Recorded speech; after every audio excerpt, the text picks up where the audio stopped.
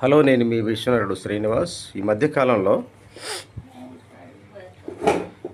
లౌకిక రాజ్యంలో మన భారతదేశంలో మరి అంబేద్కర్ గారు ఎంతో శ్రమపడి మరి 2 సంవత్సరాల 11 నెలల 18 రోజులు మరి ఆ ముసాయిదాని ఆ రాజ్యాంగ పీఠికని మరి తయారు చేసి భారతదేశం ఆ రోజుల్లో ఉన్నటువంటి అమానుషమైనటువంటి కులం, మతం, మరి అంటరానితనం, మరి భయానకమైనటువంటి ఆ పరిస్థితుల్లో నుంచి ఆయన ఎంతో శ్రమపడి ఇంగ్లాండ్, అమెరికా లాంటి మహానగరాలు, మహాదేశాలు వెళ్ళి మనందరికీ ఒక మంచి పీఠికను తయారు చేసి ఇస్తే ఈ రోజుకి కూడా మరి ఆ రాజ్యాంగాన్ని అడ్డం పెట్టుకుని రాజ్యాంగబద్ధంగా పదవులు అనుభవిస్తున్నటువంటి మన దేశ నాయకులు మతాలను అడ్డం పెట్టుకుని గుళ్ళకు వేల లక్షల కోట్ల రూపాయల ఆస్తుల్ని మరి చేసి ఆ గుళ్ళల్లోకి దళితుల్ని మరి ఎంటరాని వారిగా చేసి రానివ్వకుండా మరి వాళ్ళు ప్రమోట్ చేసుకుని దానికి దేవాదాయ శాఖ అని పేరు పెట్టుకుని లక్షల కోట్ల ఆస్తుల్ని మరి కూడబెట్టుకుని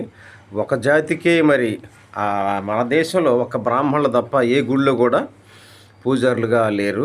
ఎస్సీలు, బీసీలు, మైనారిటీలు, మరి ఎస్టీలు వాళ్ళందరూ పాపం గుళ్ళలోకి వెళితే మరి ఆ గుళ్ళలోకి రానివ్వకుండా మంచి మంచి కానుకలు తిండి తిని ఒక్క బ్రాహ్మణులే తప్పితే మరి మిగతా వాళ్ళని రానివ్వకుండా అవమానపరుస్తున్నారు. అలాగనే ఈ మతాలను ప్రోత్సహించి గుళ్ళను ప్రోత్సహించి అడ్డం పెట్టుకొని మరి వాటి వల్ల మనుషులను ఎంతోమందిని చంపుతూ మరి దాన్ని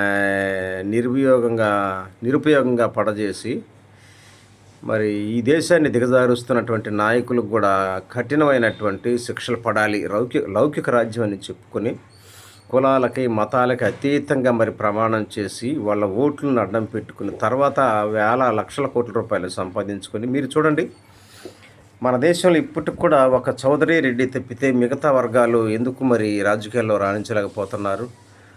ఒకవేళ ఇండిపెండెంట్గా వేసినా కానీ ఎందుకు గెలవలేకపోతున్నారంటే డబ్బు కావాలి. ఈ దేశంలో డబ్బు అడ్డం పెట్టుకుని మరి వాళ్ళ పార్టీల్లో కూడా మరి రిజర్వేషన్లు ఇచ్చేసి ఆ రిజర్వేషన్ల ద్వారా పదవులు చేసి వాళ్ళని సక్రమంగా చేయకుండా వాళ్ళు కనుసన్నల్లో పెట్టుకొని వాళ్ళని చిన్నచూపు చూస్తుంటే వాళ్ళు తట్టుకోలేక బయటికి వెళ్ళిపోయేవాళ్ళు.